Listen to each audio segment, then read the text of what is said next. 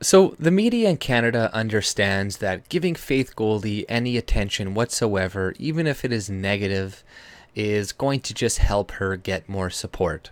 So their new tactic now is to just pretend that these people don't exist, and that does work better than coming out and demonizing them. Like, they'll still do that if they have to, if the person is popular enough that they can't just pretend they don't exist. Then they'll come out and say they're this and they're that, and we need to remove them from the internet completely, like Alex Jones. But for somebody like Faith Goldy, that not enough people know about her, they can just pretend like she doesn't exist, because they've looked at the rise of right-wing populism in Europe and all these other countries, and they've noticed that the propaganda campaigns coming out trying to demonize these people have not worked. So they are doing a new strategy now, and we need to fight back against this. Because there was a debate today that Faith Goldy was kicked out from, even though she has more support than all the candidates below her combined. She is the third most popular candidate in Toronto, and that is with zero media coverage.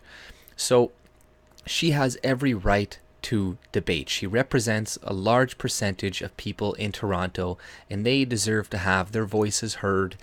And if we apparently live in this democracy that everybody cherishes so much, they have more than enough support to be able to be on those stages, way more than the people that are on there right now. So if they're not going to allow her to do this, to debate, we need to show up in numbers with her and disrupt these events and make a lot of noise. Bring some, I don't know, flutes and whistles, and act pretty much like an SJW. Now, don't threaten people, don't attack people, but if they're going to do this, the only alternative we have left is to show up with our bodies and to, make a noise and to try to force,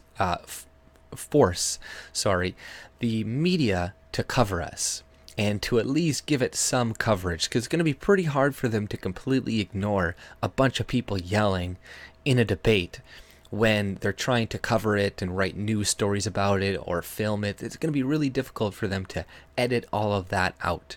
So we need to start deploying the same tactics that some of the SJWs do. I'm not saying do everything they do, all the bullshit, immoral things that they do, but showing up to a debate like this, creating noise, disrupting it, is the right thing to do when they do not allow Faith Goldy, who has a lot of support, on that stage to debate.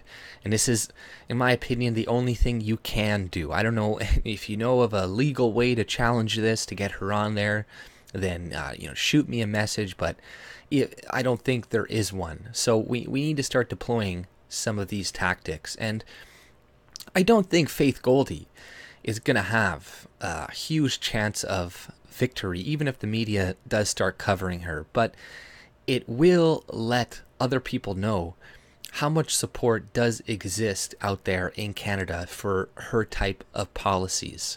Because even if she gets like 10, 15%, with the media covering her and stuff and demonizing her, that's still good, because this is in Toronto, like a leftist hellhole. So if people run with that same platform in other provinces that aren't so far gone, then they're going to win a lot more support, and they're not going to be able to be demonized like Faith Goldy is demonized by, saying that she was in Charlottesville and she's a white nationalist, all this crap. So it's her message. It will give other conservatives an idea of how effective it can be. And it's like we can't just lay down and die. We can't just let them do this. We got to stand up. We got to do something about it. And, if we don't do anything, they'll just know that they can get away with this. And there's never going to be any pushback.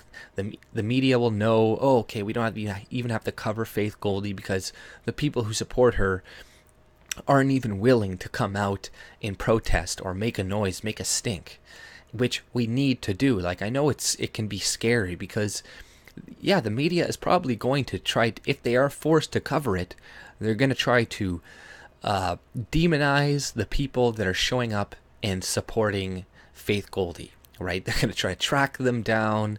A bunch of SJWs might try to find out your address, might try to call your boss, might try to ruin your life. So be aware of that. But at the same time, it's like, do you want to just say nothing now, avoid that, and then wait until the problem gets even worse in the future? Or do you want to stand up now and do something about it now? And granted, it's not much, but it's at least something, like using your bodies to get in the way of this type of shit will have some effect. It will have more effect than bitching about it on Twitter and bitching to your MPs and bitching to Michelle Rempel or whomever about it, right? That aren't going to do shit about it. So this, we got to take a stand now and, be wary or be, know that yes, some bad could happen to you from doing this, but it could prevent a lot worse from happening in the future. You don't want to be 10, 15 years down the road and then be regretting and being like, God, I wish I would have stood up when I had a chance. When I had a chance to do something, to wake some people up. Maybe I could have had a difference. Maybe I could have made a difference. And the thing is, we can make a difference. Like, to really change the world, it's not going to take necessarily some guy to come around and be our savior. What's going to change it is each individual making a change within their own life. And, each person having the courage to challenge ideas, each person having the courage to speak to other people about things that are, taboo, especially in Canada. We need to take some chances for the survival of Canadians into the future. And if we don't, then we are doomed, and we are pretty much, we at that point deserve it, because we didn't even bother standing up, saying anything, taking any risk. And oftentimes, the things we fear, like, oh, people are going to come and make my life worse and ruin it, a lot of the times that doesn't happen, and you'll discover there's a lot more support out there than you really thought for the way, or you'll discover there's a lot more people out there that think the same way that you do. And a lot of people in Canada are just quiet, and they really do not want, like, the numbers came out, and 49% of Canadians want to reduce immigration. And I'm sure those numbers are even higher than what it was polled, because that's just Canadians are being nice. And if it's already that high, a lot more people could easily be convinced, right? Because, like, we can't even challenge the idea of immigration, which is ridiculous. Like, what does that really mean by us saying we can't reduce immigration? That means that Canadians do not have a right to set their immigration levels. That means Canadians do not have a right to who comes into their country. We have no authority. We have no sovereignty. And all of, like, there was that interview with Maxime Bernier, and she was trying to challenge him on this. And she's like, oh, well, the UN sets these numbers for us, and we have obligations to the UN.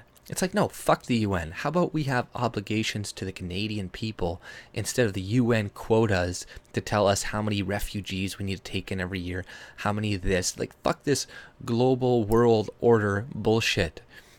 We need to take care of Canada and Canadians, and that message right there is going to resonate with everybody, okay? Most people agree with that. Speak to any Canadian. Say, hey, do you think we should be sending this money to our homeless instead of sending it to these foreign countries that don't actually go to the people and all this crap, and, like, fill them in with all the details? And most people are going to be like, yeah, we should be helping our own homeless. Most people have experiences with family members who have had to deal with the healthcare systems, who have had to wait for longer periods of time for help because of increased immigration and the fact other people are coming in and being able to step in front of line above them. So, a lot of people have these experiences, and it will resonate with them, the messages that Faith Goldy does have. So this is why, the media is just ignoring her, because they know it will resonate and it will attract people. But in order for us to have a chance, we do need to take some risk, and we need to go there and support Faith Goldy. I saw some people there saying and chanting, but there needs to be even more. And I know there is more people out there. There are, she has 5% support in Toronto, or 6%. How many people is that? That's thousands and thousands. So there was a dozen or so that went there with her. There should be even more going there, supporting, screaming, like not allowing them to have this debate until they allow Faith Goldy to be there too. Let Faith debate. But that's all I had to say. If you like my content, subscribe and have a good day. See ya.